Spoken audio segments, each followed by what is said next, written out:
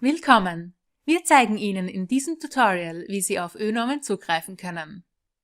Wir beginnen dafür im DBIS, dem Datenbank-Infosystem. Den Link zu DBIS finden Sie auf der Webseite der Bibliothek und in der Beschreibung dieses Videos. Um die Datenbank zu finden, in denen alle ÖNormen verzeichnet sind, beginnen wir mit einer Stichwortsuche nach ÖNormen. In der Ergebnisliste finden Sie nun die Datenbanken ÖNormen Effects 2.0 und ÖNormen Portal mit lesendem Zugriff. Wir klicken zuerst auf das ÖNormen Portal mit dem lesenden Zugriff, da dort sämtliche ÖNormen im Volltext verzeichnet sind. Beachten Sie bitte, dass Sie sich dafür im Netzwerk der TU Graz befinden müssen. Dafür halten Sie sich entweder im Campusbereich der Universität auf oder sind via VPN mit dem TU Graz Netzwerk verbunden. In der Detailansicht finden Sie eine genaue Angabe, welche Normen Sie in der Datenbank finden. Sie sehen hier auch, dass die Datenbank ausschließlich einen Lesezugang bietet. Die Normen können nicht gespeichert oder ausgedruckt werden. Um die Suche nach der von Ihnen gewünschten Norm zu beginnen, klicken Sie auf den Link unter Recherche starten. Sie werden nun zur Datenbank weitergeleitet. Bitte wählen Sie hier nun Lesesaal aus.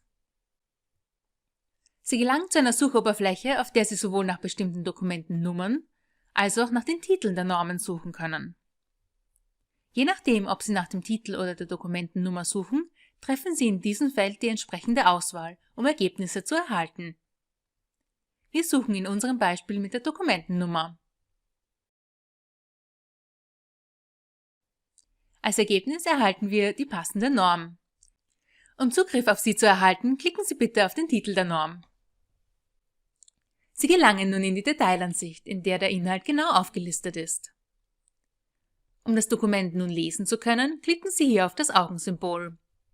Das linke Symbol führt Sie zum deutschen Text, das rechte zum englischen. Beachten Sie bitte, dass es innerhalb dieser Dokumente nicht möglich ist, mit dem Mausrad zu scrollen. Benutzen Sie stattdessen die Pfeilbuttons zum Umblättern am unteren Rand oder die Leiste zum Weiterscrollen auf der rechten Seite.